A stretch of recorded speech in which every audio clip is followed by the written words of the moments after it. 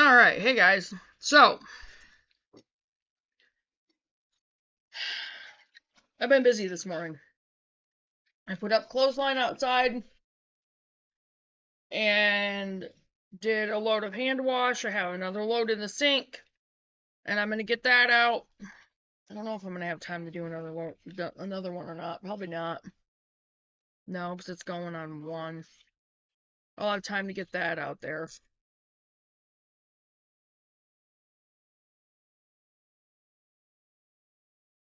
Ooh, okay. That is my apple cider vinegar drink. Put a little extra cayenne pepper in it. Alright, so hope everybody had a good night, and I'm ready to dive into this. I was going to do this earlier and just didn't get up very early again. My bad. Gonna have to tomorrow. I don't work as late tonight, though. I only work until 10.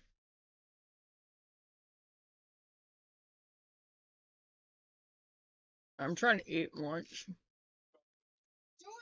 Now I'm going to take some of we did barbecued pulled pork the other night. I'm going to take some of that to work with me. Now turn around. I said turn around. No.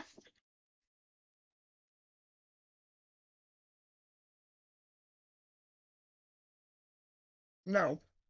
Look tight. Not bad. Anyway. Yeah, it's just salmon. Using a treatment for your chronic migraine, 15 or more headache. I wish it was fresh. No! Tux! Back off.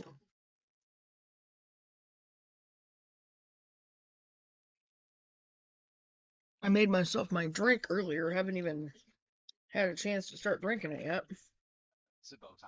Purified water, lemon juice, honey, and a little bit of the Redmond real salt. Very healthy, very good for you. May include allergic reactions, neck and injection site pain, fatigue, and headache. Don't receive Botox if there's a skin infection. Tell your doctor your medical history. I'll try to get this one down before I go to work and make me another one. As these may increase the risk of serious side effects. Alright, so today's... Give me just a second, guys, because I don't know what this is. Okay. Leanne was dropping our mail off. Okay. So here we go on cooking with grains. My nose itches. Okay. This one's going to take a bit longer to get through. You're going to have be ready with pen and paper, you guys, because this has 3 recipes in it. So be ready. Alright. Cooking with grains. First, remember that whole grain, like any fresh produce from the garden, must be completely clean before you cook it. Nothing will turn off those who eat what you prepare faster than biting into a mouthful of grit or chaff or even a little stone. The easiest way to clean any grain, rice always seems to need it most, is by putting it in a large pan and running water over it. Tilting the pan to run off the dust and chaff that weren't winnowed away, swirling your fingers through the grain to catch any bits of stone, and finally draining it in a sieve or colander. The second thing to remember is that while whole grains take longer to cook than highly refined ones, you don't want to cook them into goo. Most whole grains cook to perfect tenderness in 45 minutes to an hour at most. Salt sparingly. And remember, when you do, stop buying and stop using the iodized table salt that's in the store. It's bad, bad, bad, bad for you. It is horrible for your heart, horrible for your brain, horrible for everything. Get the Redmond's real salt. If you can't afford that right now, the bag I got was $12 on Amazon. So it's really not expensive. And if we can afford it, $12, guys. It was less than $20. I don't think I even spent $15 total on it. So it's not that much. At least use the Himalayan pink salt. If you can't get the Redmond's real salt, but I'd highly recommend that you do get the Redmond's real salt.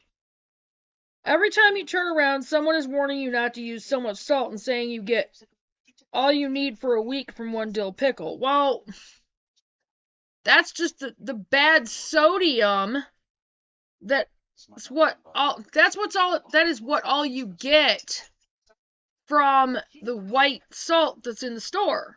There's no good in it whatsoever. Here's good news. When you cook with whole grains, you can easily use much less salt than you ever have before.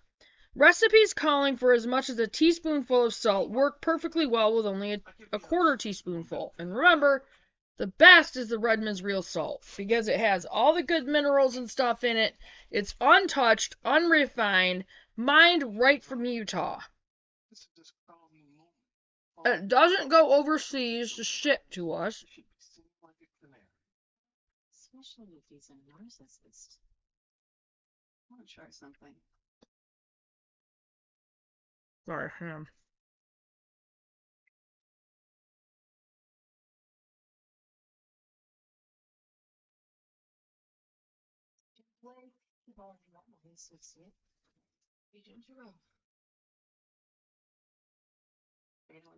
So Messenger has now done an update, and it's literally making me choose a different way to access my chat history. So I either have to sign in through my Google, let it store the chat history on my phone, or create a PIN. Yeah. It's all part of the reset. Okay. The problem comes when you are using the salt to make the food have any taste at all. If you think about it, you realize that white flour, polished rice, highly refined grains, and the products made from them don't have much taste except for the seasonings added to them. When the recipe on a package of white rice calls for a teaspoonful of salt to cook a single cup of rice, it's because otherwise the rice hasn't any flavor. But whole grains have their own flavor. You may add a bit of salt so that they taste salted, but you don't have to add it so they'll have taste. In fact, too much salt obscures the good flavors. Excuse me. Secrets of serving. Sorry, I'm trying not to put the corner of that arm in my back. Alright, here's a final suggestion on how to incorporate grains into the diets of people who still think oats grow in little O's and corn and wheat grow in squares inside red checked boxes. Do it the same way you'd approach a big black bear. Very carefully.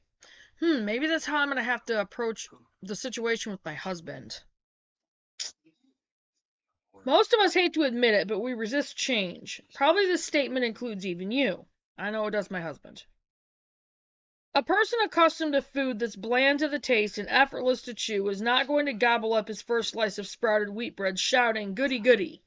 More likely, he's going to feed it to the dog and head for the neighbors in search of a Twinkie. I would smack him. And if after reading this chapter you get all hopped up, run out and buy 8 different grains and serve them all for supper tonight, your neighbor is probably going to get your whole family. The way you do it is to create as little anxiety as possible. Nobody should feel that he or she must like anything. All the familiar old favorites shouldn't be replaced suddenly with strange casseroles and dark breads. And no one, especially children, should fear that if they don't like the wheat soup, they'll get no supper at all. Instead, include a whole grain dish along with the food you usually serve, with as little fanfare as possible. If somebody doesn't like it, refrain from commenting and never scream. How come nobody in this house ever wants to eat anything but hot dogs and vanilla ice cream? Don't get preachy about nutrition. Well, I kind of do that with Scott, but he has health issues that definitely need to be addressed, and I've been on this road with him for 12 years at least. So, yeah. But don't give up either. Continue to include whole grains in each meal, beginning with the more familiar ones like corn and rice. Cornbread made from whole kernel cornmeal couldn't possibly offend anyone, and brown rice is a gentle introduction to a grain without all its nutrients refined away. Bleh. Save the less familiar grains such as millet and whole cooked rye for later. When you come up with something you like especially well yourself, or something that seems to appeal to others, make it again. The change won't come quickly, but in time the people you cook for will come to enjoy and often prefer whole grains. Sprouting grains and beans. The seeds that you store, such as the grains and dried legumes, can be sprouted to provide fresh vegetables for salads, casseroles, and soups. Sprouts can be roasted, ground up, and used to enrich breads, cookies, and other baked goods. Sprouting greatly increases the food value of the seed and its digestibility because some of the fats and starches are converted to vitamins and sugar.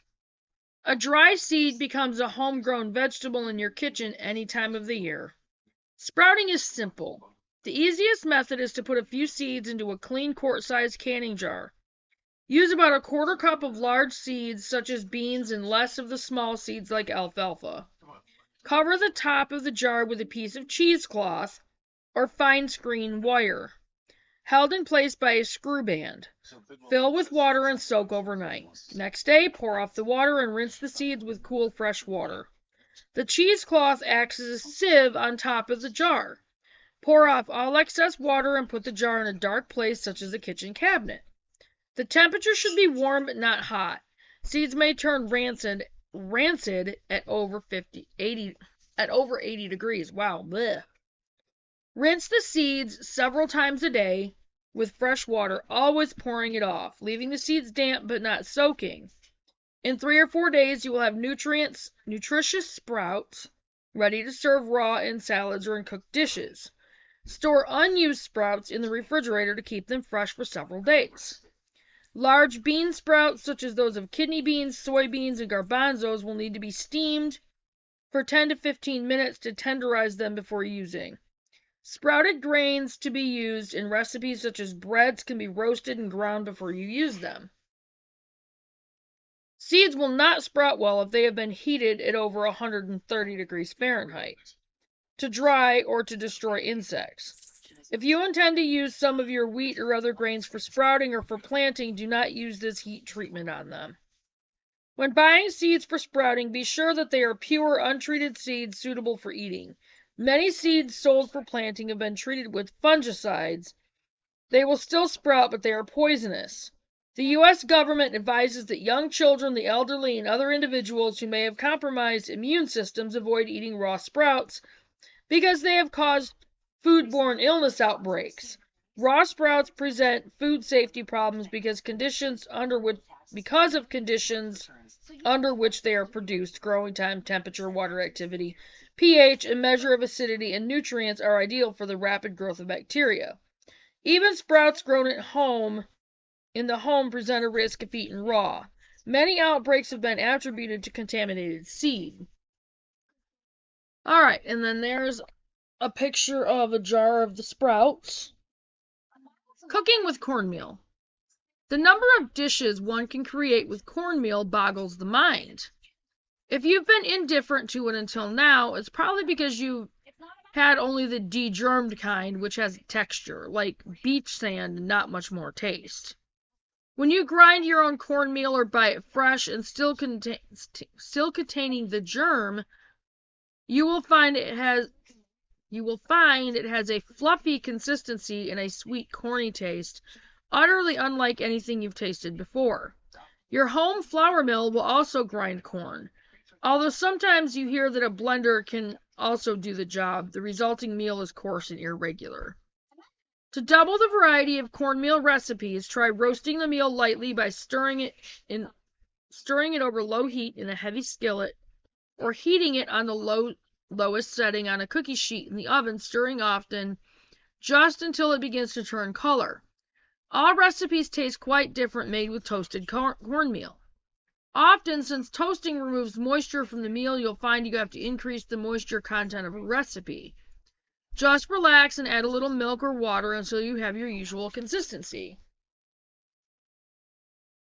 Okay. JJ mentioned the copycat murders. He had no idea what she was talking about. Something went wrong and he called an audible. So what made him change the plan? Well, he did it after his phone call, so I'm guessing that had something to do with it. That's a dead end.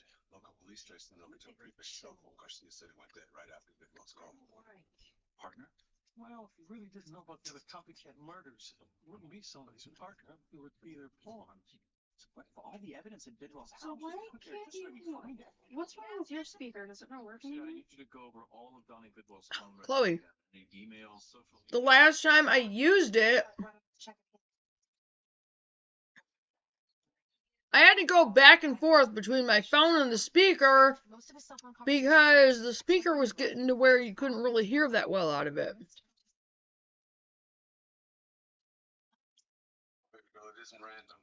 The answer's in there somewhere. You just gotta find it. That speaker's never been very loud. Still out there, and this whole thing's part of a much bigger manipulation. I mean, it's a crappy $5 speaker. I'll just wait to take a shower till you get home. I don't want to have to rush to take a shower. I don't have to wait. I don't have to be at work until 3. Yeah, well, I also hate taking a shower during the day. When, Why? like, Go ahead, before Garcia. Cornelia goes to sleep. Oh. So I'll just wait till you get home and I'll take one. No breaks, not Garcia. I don't mind taking the shower.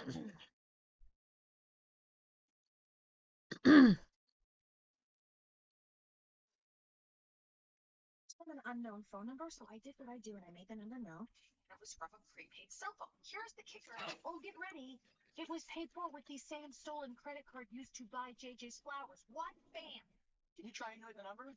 Why ask me that question? Triangulation is just about my favorite thing to do. That phone was in Pittsburgh. Took 5 hours.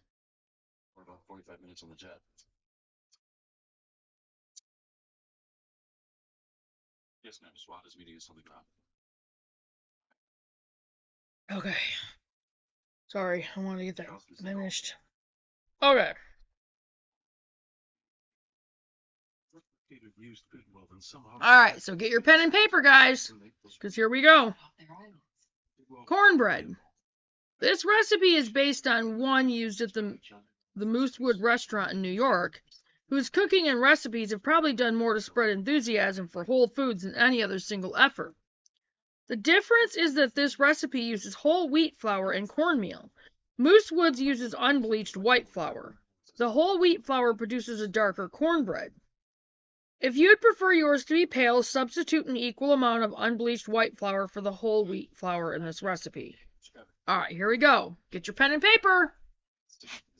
1 cup of cornmeal, 1 cup of whole wheat flour, 2 teaspoons of baking powder. Baking powder is also really good if you make it yourself. And yes, you can do that.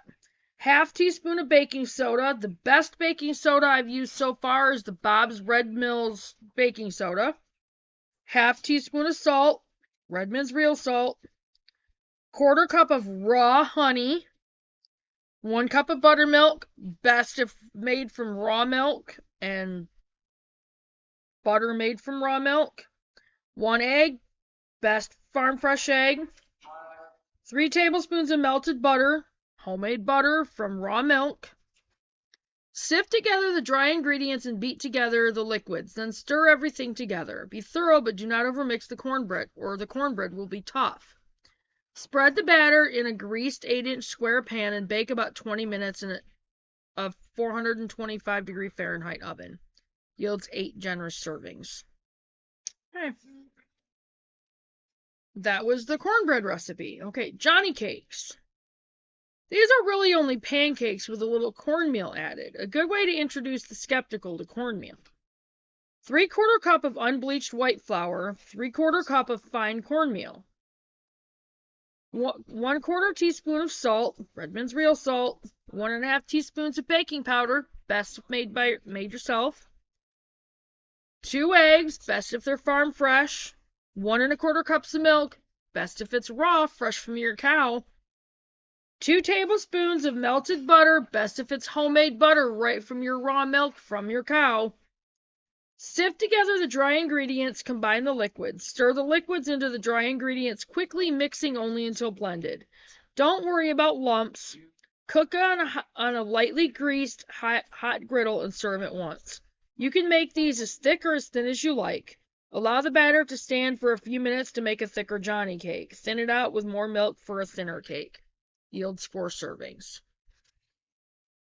Okay, that was the Johnny cake recipe. This one is called polenta. This is a close Italian cousin to cornmeal, but that has become a popular and versatile dish. Try making it simply and dress it up with different cheeses, meat sauce, or a spicy fresh tomato sauce. This version, however, is good enough to eat by itself with a garden salad. 4 cups of water.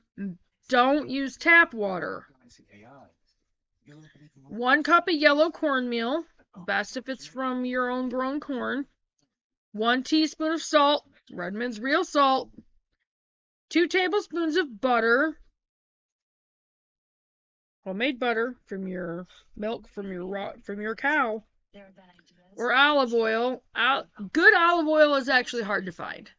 You a lot of the times will have to buy it from a Whole Foods store, a health food store of some kind, or I don't know if Walmart carries a good brand, or get it online and it's going to cost. 1 teaspoon of dried oregano, best if it was grown right in your garden and, dried and you got it that way. 1/4 cup of grated Parmesan cheese, and yes, you can make your own Parmesan cheese. Freshly ground black pepper. Number 1, in a small bowl, combine 1 cup of the water and the cornmeal. In a saucepan, bring the remaining 3 cups of water to a boil, then pour in the moistened cornmeal and salt, stirring constantly with a whisk so that the lumps do not form. Cook over low heat until thickened and smooth. Remove from heat and let sit covered for 5 minutes. Number 2, add butter, oregano, and Parmesan, mixing well. Add pepper to taste and serve with your favorite sauce or stir in another cheese, such as Fontina or sharp cheddar. Yields 4 servings. Topping polenta.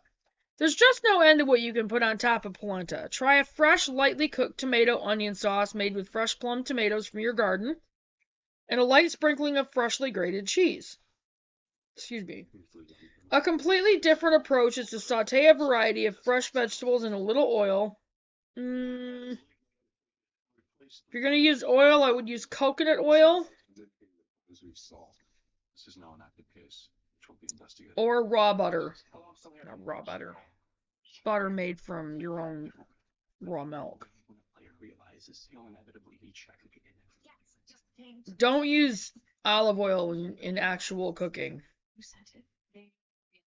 because the olive oil, when it's cooked, there's carcinogens in it.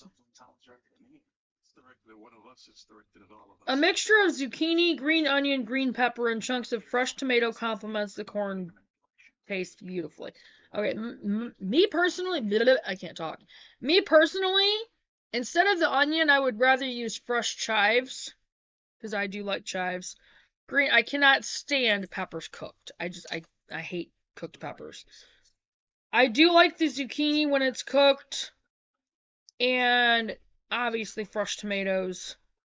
Melt some cheese on top of the polenta and use no other sauces. You can do that too. An Italian friend suggests the following sauce is one that is wonderful with polenta. It can be cooked even while you are stirring the latter. And you might want to make a double recipe of the polenta to go with this much sauce. Okay, it calls for olive oil. Yeah, I wouldn't. If you're going to use oil to fry anything in, use coconut oil. It's a lot healthier. 2 cups of diced onions. Okay, I don't like onions. I will not cook with onions. I just can't stand them. 3 cups of tomato puree made from your own fresh tomatoes. 1/8 of a teaspoon of sage. 1/8 of a teaspoon of thyme, which absolutely wonderful if it's from your own garden. 1/2 cup of chopped and broiled mushrooms, which you can buy your own. You can buy the seeds for mushrooms online, not those kind of mushrooms. 1/2 teaspoon of salt, best if it's the Redmond's real salt. 1/4 teaspoon of freshly ground black pepper. 2 cloves of garlic. Now that's absolutely wonderful if you grew it yourself, because all the nutrients are in it. Crush the garlic. 3 tablespoons of minced parsley, absolutely wonderful when grown yourself, and a 1/4 cup of grated Parmesan cheese. Pour an 1/8 of an inch of layer of the coconut oil in the frying pan and heat. Saute onions until golden, add tomato puree, sage, thyme, and mushrooms, salt and pepper, and simmer for 30 minutes, stirring occasionally. Add garlic and simmer for 5 more minutes. Add parsley and stir. The serving can be varied by placing polenta on a platter and covering with sauce, then sprinkling with cheese, or by making 2 layers of polenta, each topped with sauce and cheese. That actually sounds good too. So, that was it on cooking with grains for that part. So, I'm going to go ahead and I'm going to get off from here. I'm going to get this uploaded, and I should have time to do the basics of making bread. Those are 2 really long ones. Fairly long ones. The next one after that has a lot of, well, this one's kind of split. And then it goes into growing your own beer. The barley, yeah. The second part of that one is the longest part. So we'll see what we can do to get through this section. But I'm going to get off from here and I'll go ahead and get this uploaded, and I will see you guys in a few minutes. Bye, guys.